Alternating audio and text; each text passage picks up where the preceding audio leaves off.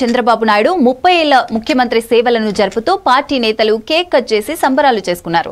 AP SRTC vice chairman Muniratnam మాట్లాడుతూ విజయ నిర్మాత చంద్రబాబు 4 సార్లు సీఎం, 15 సంవత్సరాలకు పైగా ప్రజలకు సేవలందించి పరిపాలనలో నమ్మకాన్ని పొందారని తెలిపారు.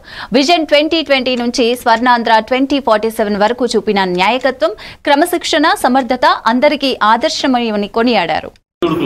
ఆయన జీవితంలో చూస్తే ప్రతిరోజు కూడా ఈ రాష్ట్ర ప్రజలు కానీ తెలుగు వారు ఎక్కడున్నా బాగుండాలనే ఉద్దేశంతో ప్రతిరోజు కూడా ఆయన కష్టపడుతున్న విధానం చూస్తే అనేక ఇబ్బందులు కలిగి ప్రతిపక్షంలో ఉన్న, అధికార పక్షంలో ఉన్న, సీఎంగా ఉన్న, ప్రతిపక్షంలో ఉన్న, ఎప్పుడు ఉన్న ప్రజల కోసం ఆలోచించి ప్రజల మేలు కోసం ఆలోచించిన వ్యక్తి, ఏకైక వ్యక్తి నారా చంద్రబాబు నాయుడు గారు.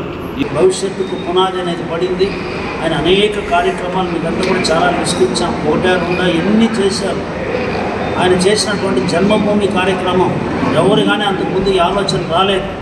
సామాన్య ప్రజలకు ప్రభుత్వంలో భాగస్వామ్యం కల్పించాలి, ప్రతి ఒక్కరు కూడా వాళ్ళు ప్రభుత్వంలో జరిగే ప్రతి ఒక్క లబ్ధి కార్యక్రమంని వాళ్ళే బాధ్యత వహించాలని అనేక రకాల ప్రజా సంఘాలు, ఆ రోజు స్కూల్ కమిటీలు కానీ, తల్లుల కమిటీలు కానీ, వన సంరక్షణ సమితి కానీ, అదేవిధంగా నీటి వినియోగదారుల సంఘం కానీ, విద్యా కమిటీలు కానీ, ఇవన్నీ కూడా చేస్తూ ప్రజలని ప్రభుత్వంలో భాగస్వాములుగా చేయడం. మేమంతా కూడా ఆ రోజు ఒక ఉద్యమంలాగా పోయినాం.